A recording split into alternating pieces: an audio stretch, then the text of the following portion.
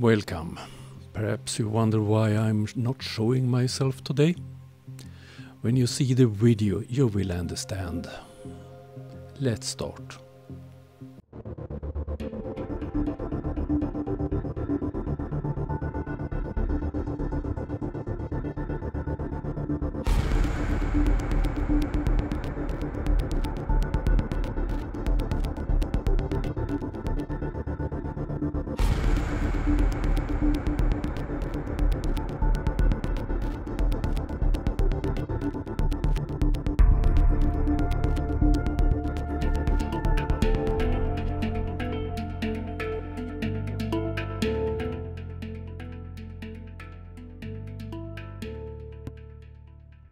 Today we will have a look at the fool that we have looked at before, and he don't show his face, so therefore I don't show his face. Sorry, I meant I don't show my face.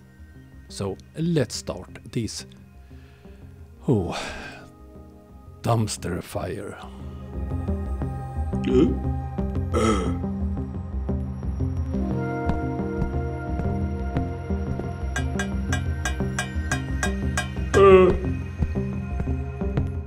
This video will serve as an introduction to all the upcoming ones, so get comfortable and enjoy the viewing. For those of you who have already seen the world from a new perspective, most of the facts are already familiar, but there will still be new ones here. I have seen all of his videos, and he never present any facts at all, only fantasies.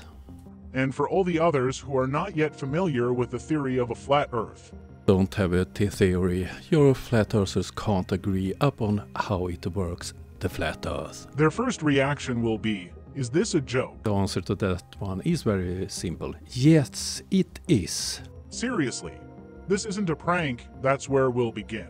During the first 4,000 years of our civilization, people believed that the Earth was a flat disk covered with a solid dome called the firmament. Several thousand of years that the Earth is a globe. All 5 major world religions have talked about this. Are you sure about? And the church has always supported this idea. There are many churches, so which of them do you mean? In 1548, a man named Nicolaus Copernicus proposed a new model of the world. He claimed that the Earth rotates around its axis at a speed of 1100 kilometers per hour and orbits the Sun at a speed of 108.0 kilometers per hour, while the Earth has a spherical shape. Oh dear, did anybody understand the end of that sentence? Let's listen to it once more. Orbits the Sun at a speed of 108.0 kilometers per hour, while the Earth has a spherical shape. They say 0 kilometers per hour? Let's listen to it once more. 0 kilometers per hour. What is moving 0 kilometers per hour? I don't understand this rubbish. However, a problem arose. At that time, there were no technologies that could confirm his theory about the shape of the Earth and its rotation. What about Aristotle, who did measure the circle of the Earth 200 years before Christ? Since the telescope had not yet been invented, don't need a telescope to see that the Earth is a globe and that we rotate around the Sun. How did Copernicus manage to determine these parameters? But that's not all. There is a question, did Copernicus really exist? Or was he a fictional character who never existed? Official history contains an interesting fact. Copernicus held a relatively high social status in his lifetime. He was a clergyman and a well-known scholar. Considering all this, it's strange that the location of his grave remained unknown for 500 years. However, during excavations beneath the Federal Cathedral in Toru in 2005, a skull and leg bones were discovered, and a comparative DNA analysis of these remains and 2 of Copernicus's hairs, miraculously found in one of his books, confirmed that the discovered remains indeed belonged to Copernicus. So, the question arises, why was such a respected gentleman, affiliated with the Catholic Church and the author of scientific works, buried in an unknown grave? It's only in 2005 that he was suddenly found and his identity confirmed through DNA found in a book that had been stored there for 500 years. His remains was found in Poland, and the hair in his old calendar that was in Sweden, Uppsala in Sweden. But the rest of this is only silly. That's his, not real, and so on. Oh dear. Let's move on. The first balloon capable of lifting a person into the air was created only in 1760, so Copernicus could not test his theory. I think we need a balloon to see that we live on a globe and understand that we are rotating around the sun. Nope. However, the new concept of peace spread very quickly. Did he say the new concept of peace? Let's listen to that one again. However, the new concept of peace spread very quickly. He did, and now this fool have lost me. What is he on about? Oh dear. And religions decided not to interfere. Life went on, and the concept of a spherical Earth became an integral part of education, although it was not fully proven. Over the next 500 years, all attempts to challenge this theory disappeared. How did they disappear? And if they disappeared, how do you know it, that they disappeared? And the sphere was accepted as a universal concept, including the theory of gravity. As centuries passed, people had no opportunity to prove that the Earth was a sphere. Once again, he don't remember the man who did prove the globe 200 years before Christ. The first airplanes were created in 1903, but until 1957, they could not reach the necessary altitude to present a true panorama of the Earth. Planes don't fly so high so you clearly see the curvature. That's a well-known fact. Now, let's move on to strange events, or rather, very strange ones. The United States and the Soviet Union learned to launch rockets to great heights, to take good pictures of the Earth. That wasn't the purpose with the rocket, but hey, if you agree that they did go out of space, then space is real then, okay? But what they saw caused fear. How do we know they were frightened? Because they began firing nuclear missiles directly into the sky. It starts to get really stupid. What did they see out in space? The big spaghetti monster? And they continued to do so for the next 4 years, ostensibly under the guise of testing. But please don't forget a few things. First, in 1950, nuclear weapons were very expensive and the cost of each missile was enormous. Second, in Hiroshima and Nagasaki, they dropped a bomb with a yield of 20 kilotons, which is equivalent to 20,000 tons of TNT. In the sky, they were firing missiles with yields of up to 3 megatons, which is equivalent to 3 million tons of TNT. Obtaining these was not so simple. Third, so you're stupid? They needed big bombs to nuke the big spaghetti monster. Strange things began happening in other parts of the planet too. In 1959, just a year after nuclear explosions in the sky, 12 countries, including the USA, declared Antarctica neutral territory and off-limits to colonization. An international treaty was signed and has been upheld to this day, with over 50 countries now party to it. Do you know of any other treaty that has been observed by developed countries for over 50 years? Svalbard Treaty, 103 years and counting? Your next question, please. Furthermore, do you know of any other large territory on Earth with no owner? You might think that at least one mega corporation would use its resources to explore this territory, but they have shown no interest whatsoever. Of course, he's a typical flat earther. He haven't read the treaty, because then he would understand why no companies is looking for gold in Antarctica. Here is a brief chronology of discoveries in 1958. The military discovered very stable upper and lateral borders of our world and were forced to restrict access to these regions to prevent invasion. Invasion from where and by whom? The big spaghetti monster, perhaps? Yes, they did it cleverly, signing the Antarctic Treaty in 1959 and the treaty banning nuclear tests in the sky in 1963. But everything that the powers that be do always serves a double purpose. A significant amount of work had already been done, so only the details of the contract remained. The boundary of the Sky Dome was much higher than the ceiling for commercial aircraft, so they were worried about space exploration. Consequently, they immediately transferred control of space to the military and classified it. So according to this flat earther, space exists and it's controlled by the military. And he have a lot of proofs for that? I don't think so. The southern boundary of the Earth was naturally protected by the vast ocean and the low temperatures in this region, with a lot of icebergs preventing the approach to the border. The icy deserts didn't allow farming. Icy desert, what is he talking about? The icy deserts didn't allow farming. Yes, so now we know it. The icy deserts didn't allow farmings on Antarctica. Okay.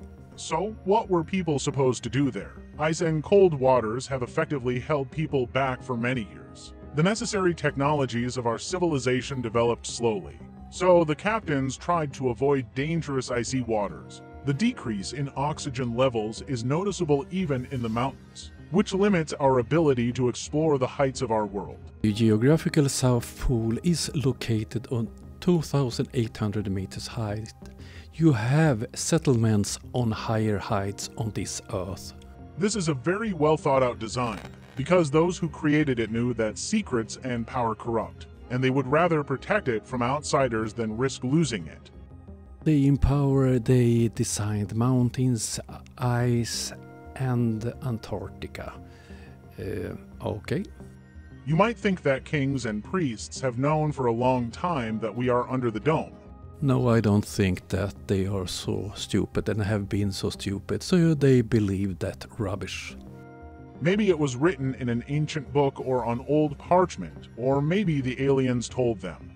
The aliens are living on the other side of the dome or the other side of the ice wall.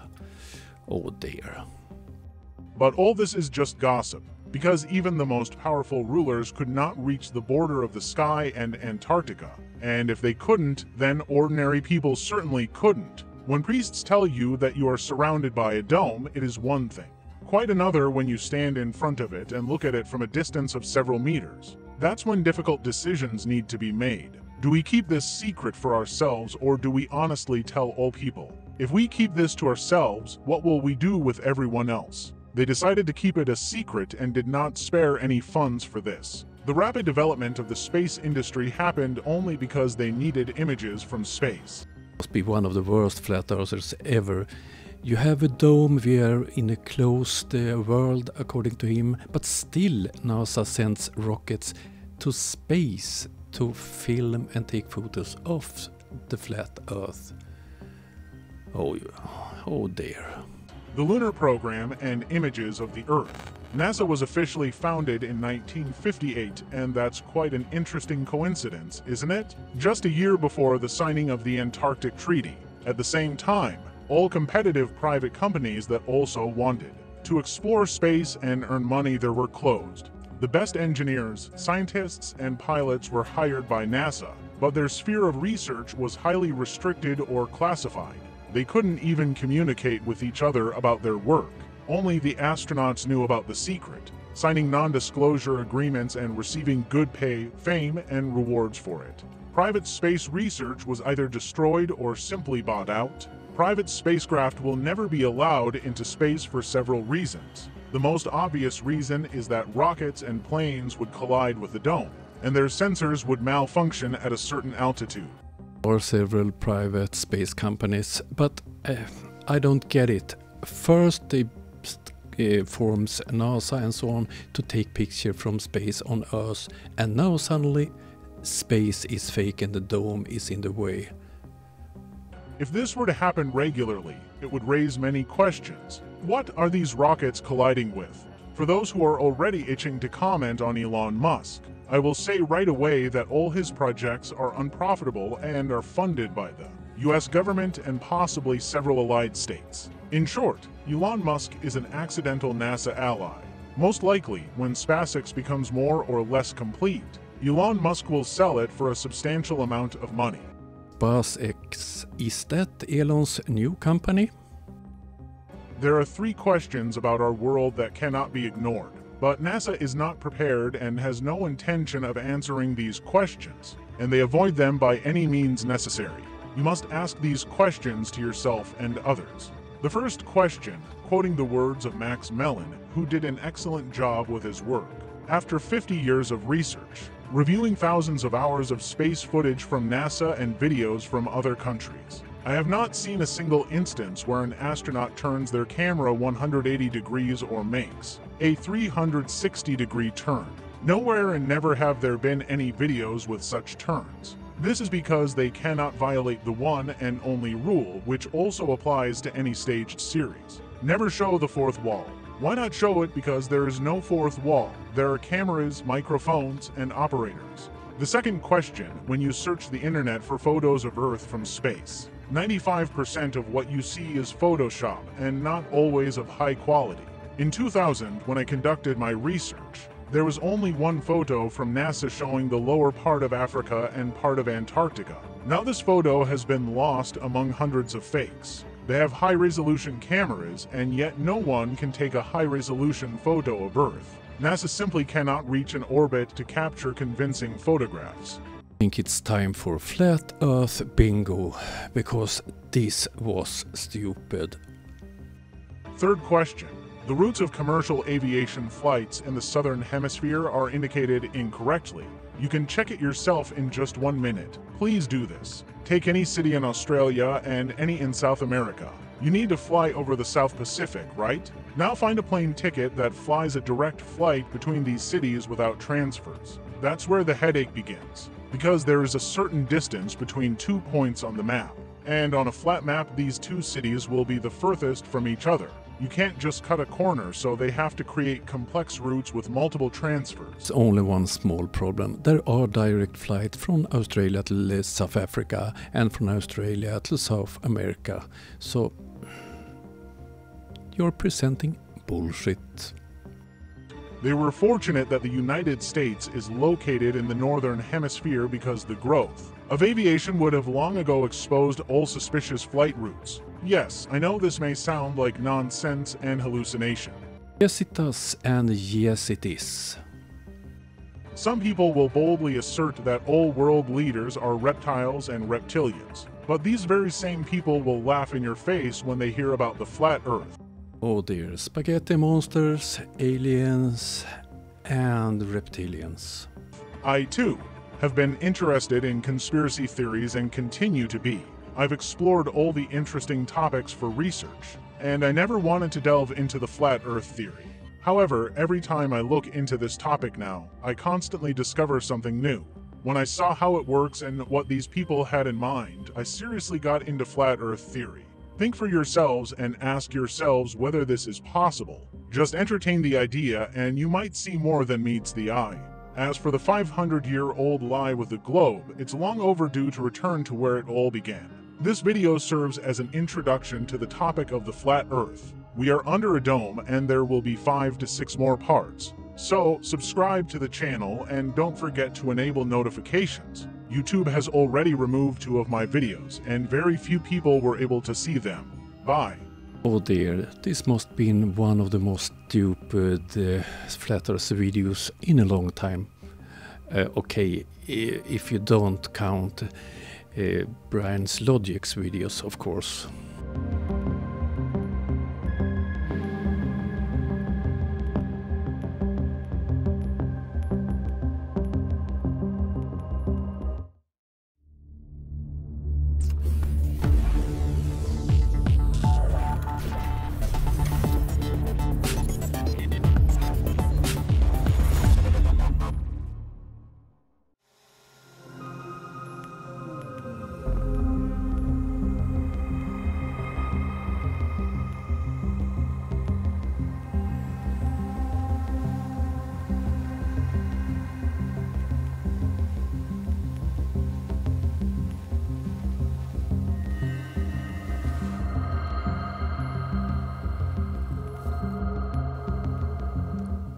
I hope you liked this video and that you didn't miss my lovely face.